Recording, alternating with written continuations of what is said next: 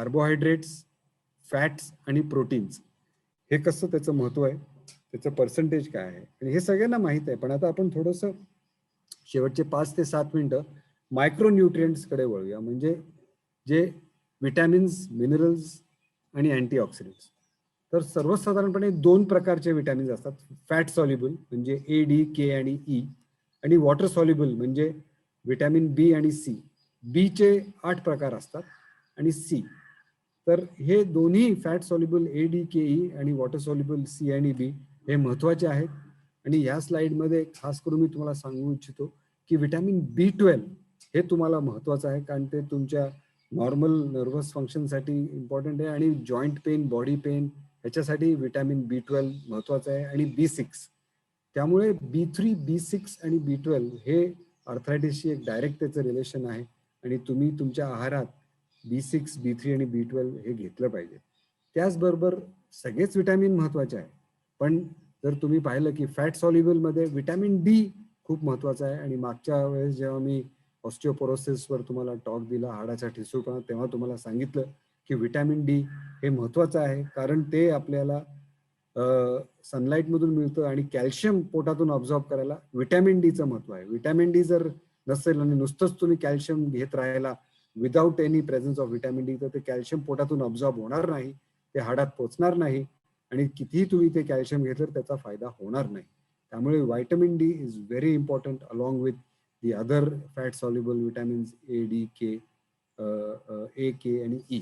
त्यामुळे vitamin D हे तुम्ही घेतलंच पाहिजे. ह्याच्यात काही काही सोर्सेस आहेत, ह्याचा तुम्ही एक स्नॅपशॉट घेऊ शकता की विटॅमिन बी कशात मिळतं, विटॅमिन B12 कशात मिळतं, आणि vitamin A, C, D, K, E कशात मिळतं. आणि ह्याच्याबद्दल तुम्हाला डॉक्टर वर्षा अजून माहिती देतीलच. फक्त एकच इथे सांगू इच्छितो की vitamin B12 is very important, आणि विटॅमिन B12 हे तुम्ही आहारात जास्त घेऊ शकत नाही, खास करून व्हेजिटेरियन लोक, कारण ते जास्त नॉन व्हेजिटेरियन सोर्सेसमध्येच मिळतं. आणि त्यामुळे विटॅमिन B12 जर तुम्ही नॉनव्हेज घेत नसाल, जसा मी एक शाकाहारी आहे, तर तुम्ही नक्कीच त्याचं सप्लिमेंट घेतलं पाहिजे. आणि जर तुम्ही ह्या चित्रात पाहिलं की majority of sources except almonds म्हणजे बदाम आणि दूध हे सोडता विटॅमिन B12 हे नॉनव्हेज प्रोडक्ट्समध्ये जास्त आहे. म्हणून तुम्ही सप्लिमेंट्स घ्या, टॅबलेट्स घेऊ शकता. मिथाइल कोबायलामाइन म्हणजे मिकोन्युरॉन 1000 मायक्रोग्रॅम्स 1 टॅबलेट डेली, किंवा इंजेक्शन सुरुवातीला घेऊ शकता. खूपच तुमचं B12 कमी असेल, 200 पेक्षाही कमी असेल, तर विटॅमिन B12 चे इंजेक्शन्स मिळतात 500 मायक्रोग्रॅम्स. पहिला आम्ही लोडिंग डोस देतो की 1 injection every alternate day 3 days, आणि नंतर 1 injection every week for 6 weeks, आणि 1 injection every month later on, किंवा मग त्याच्यानंतर तुम्ही टॅबलेट्स पण डेली घेऊ शकता. तर विटॅमिन B12 तुमच्या आहारात पाहिजेच, आणि त्याचं आणि संधिवाताचं डायरेक्ट रिलेशन आहे. विटॅमिन डी पण महत्वाचं आहे, मी तुम्हाला आता सांगितलंच की कॅल्शियममध्ये त्याचं कसं महत्व आहे, आणि त्याचबरोबर ऑस्टिओआर्थरायटिससाठीही विटॅमिन डीचं महत्व आहे. आणि विटॅमिन डी जर तुम्ही व्यवस्थित घेतलं तर त्याची रिक्वायरमेंट साधारण 1000 ते 1200 मिलीग्रॅम कॅल्शियमची असते, आणि 60,000 युनिट्स पर वीक आपण त्या डोसेस प्रमाणे ते घेऊ शकतो. आपल्याला माहीतच आहे की best source of vitamin D is sunlight. त्यामुळे तुम्ही सकाळच्या उन्हात 8 ते 10च्या दरम्यान सकाळी राहू शकता. जर तुम्हाला तुमच्या कामानुसार वेळ नसेल तर मग सप्लिमेंट्स तुम्ही घ्यायला पाहिजे, टॅबलेट्स घ्यायला पाहिजे. त्याचबरोबर milk products, fortified milk products तुम्ही घेऊ शकता. परत एकदा सांगतो की विटॅमिन B12 हे महत्वाचं आहे तुमच्या जॉईंट फंक्शनसाठी, and also vitamin D is equally important. आता थोडं आपण अँटीऑक्सिडंट्सकडे वळूया. आणि अँटीऑक्सिडंट्स हे आपल्याला कशातून मिळतात, आणि ह्या पण आपल्याला कार्टिलेजसाठी महत्वाच्या आहेत. तुमची एक जनरल गुड हेल्थ राहण्यासाठी पण अँटीऑक्सिडंट जरुरी आहे. तुमचं लंग फंक्शन चांगलं राहण्यासाठी अँटीऑक्सिडंट्स, अँटी एजिंग म्हणजे तुम्ही लवकर म्हातारे होऊ नये म्हणून पण ओमेगा-3 फॅटी ॲसिड्स आणि अँटीऑक्सिडंट्स याचं फार महत्व आहे. तर अँटीऑक्सिडंट्स आपल्याला कशातून मिळतात? गाजर, गार्लिक, लेमन, अक्रोड, ब्रोकोली, ॲपल, खास करून रेड ऑनियन्स, हळद, ग्रीन टी आणि पेपर्स म्हणजे कॅप्सिकम, याच्यातून आपल्याला अँटीऑक्सिडंट्स मिळू शकतात. आणि वर्षा डॉक्टर तुम्हाला सांगतीलच की डेली आहार घेताना हे कसं तुम्ही डाएट प्लॅन मध्ये घेऊ शकता. न्यूट्रिएंट्स, मायक्रो न्यूट्रिएंट्स आपण जे त्यांच्याकडे दुर्लक्ष करतो म्हणजे मिनरल्स जर तुम्ही पाहिलेत तर कॅल्शियम, फॉस्फरस आणि मॅग्नेशियम हे महत्वाचे आहेत. खास करून मॅग्नेशियम हे तुम्हाला अगदी जरुरी आहे बोन हेल्थसाठी आणि जॉईंट पेनसाठी. त्यामुळे जर तुमच्या आहारात मॅग्नेशियम नसेल तर मग तुम्हाला मात्र त्याच्या गोळ्या घ्यायला पाहिजे, कारण हे मायक्रो न्यूट्रिएंट्स आपल्याला सहज आहारातून मिळत नाही आणि त्यामुळे ते आपल्याला त्याच्या गोळ्या घेणं जरुरी असतं. जर तुम्ही पाहिलं मॅग्नेशियम तर हे स्पिनॅच, ब्रोकोली, ब्राऊन राईस ह्याच्यात मिळू शकतो तुम्हाला. कॅल्शियमचे सोर्सेस मी मागच्या वेळेस बोललोच होतो आणि त्याच्यात पण तुम्हाला मिल्क प्रोडक्ट्स, टोफू, चीज ह्याच्यातून पण कॅल्शियम मिळू शकतं आणि बाकी मिनरल्सची या ठिकाणी यादी दिलेली आहे. Just last 2 or 3 slides. मिनरल्सचं महत्व अत्यंत आहे जॉईंट हेल्थमध्ये, खास करून मॅग्नेशियम, फॉस्फरस आणि कॅल्शियम हे 3 तुम्ही लक्षात ठेवा, अत्यंत महत्वाचे आहेत.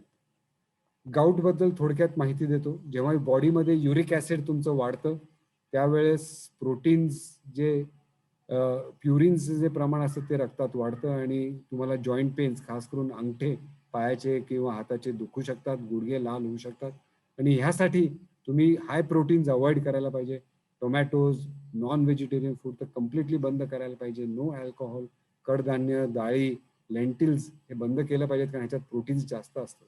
तर काय घेऊ शकता गाऊटमध्ये तुम्ही? Cherry juice, hot papers, turmeric, ginger, pineapple, lemons ह्याच्यात तुम्हाला गाऊट रोखण्यासाठी, तुमचं प्युरिन रक्तात कमी करण्यासाठी मदत होते. शेवटचा विषय की ऑस्टिओआर्थरायटिस कसं टाळायचं. आणि जर तुम्ही पाहिलं की ऑस्टिओआर्थरायटिसचं डायरेक्ट रिलेशन तुमच्या वजनाशी आहे. जर तुमचं वजन जास्त असेल, जर तुमचं BMI जास्त असेल, every 1 BMI more than your normal, साधारण तुमच्या हाईटला जर 25 BMI नॉर्मल असेल, जर 26 किंवा 27 असेल तर you have a 2-fold chance of increasing your osteoarthritis chances. त्यामुळे BMI तुमचं वजन नॉर्मल ठेवा आणि तुमचं वजन जर नॉर्मल ठेवलं तर तुम्हाला गुडघ्याचा संधिवात, खुब्याचा संधिवात होणार नाही आणि तो तुम्ही नक्कीच रोखू शकता. आणि maintaining a good diet to reduce weight is important. आणि एकच ह्याच्यात एक तुम्हाला एक गुरुकिल्ली देतो, एक कॅलरिक डेफिसिट डाएट. म्हणजे काय असतं की जे आपण जे कॅलरीज घेतो त्या तुम्ही पूर्णच बर्न करायला पाहिजे, किंवा 2000 जर कॅलरीज तुम्ही घेतल्या तर तुम्ही 2500 कॅलरीज एवढं एक्सरसाइज करून त्या बर्न करायला पाहिजे. त्यामुळे सर्वसाधारणपणे you should be in a calorie deficit. त्यामुळे जर तुम्ही 1000 कॅलरीज घेत असाल तर व्यायाम एवढा झाला पाहिजे, एक्सरसाइज एवढा झाला पाहिजे की तुमचं कॅलरीज 1500 बर्न झाले पाहिजे. And you should always be in a calorie deficit. In short, calories should be burnt more than what calories we eat. ग्लुकोजॅमिन आणि कॉन्ड्रायटिन सल्फेट हे तुमच्या कार्टिलेज मध्ये असतं. आणि काही आहार अशी आहेत, काही फूड्स असे आहेत, तुम्ही इथं बसू शकता. बेरीज म्हणजे स्ट्रॉबेरी, रास्पबेरी, मलबेरीज, ब्लॅकबेरीज हे तुम्ही खाऊ शकता. त्याच्यात कोलॅजन चांगलं आहे. त्याचबरोबर ब्रोकोली, कॉलीफ्लॉवर, ॲव्होकाडो ह्याच्यात नक्कीच कोलॅजनचं प्रमाण चांगलं आहे आणि तुमचं कार्टिलेज सांध्यांचं चांगलं राहील आणि संधिवात तुम्ही रोखू शकाल. त्याचबरोबर ओमेगा 3 फॅटी ॲसिड्स मी म्हणलं, मॅग्नेशियम, कॅल्शियम या सगळ्या गोष्टी, व्हायटमिन डी ह्या तुम्ही घेतल्या पाहिजेत आणि त्यांनीही तुम्ही संधिवात नक्कीच रोखू शकता.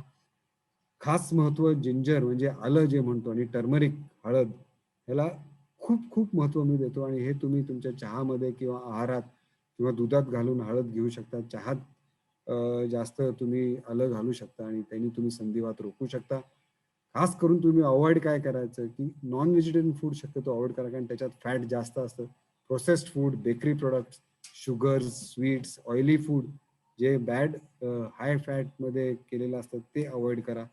डेफिनेटली जर तुम्ही बेकरी प्रोडक्ट्स म्हणजे white bread, sugars, dairy products हे सगळे जर अवॉइड केलं, fried food, non vegetarian food, तर हे सगळं तुमचं इन्फ्लेमेशन वाढतं.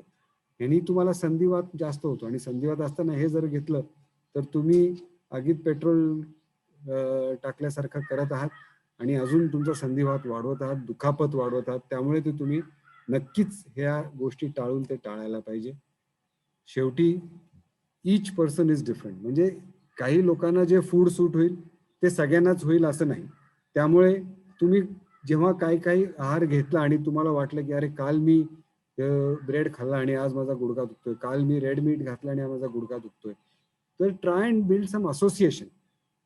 It is very important for you to find out की तुम्हाला काय सूट होतं. त्यामुळे असं सांगू शकत नाही. आता जे मी बोललो ते बोललो, हे सगळं आपण एक सर्वसाधारणपणे म्हणतो, पण you have to personally find out what is good for you and what is not good for you, and that will definitely help to improve your joint health, bone health, and prevent arthritis and prevent joint pains.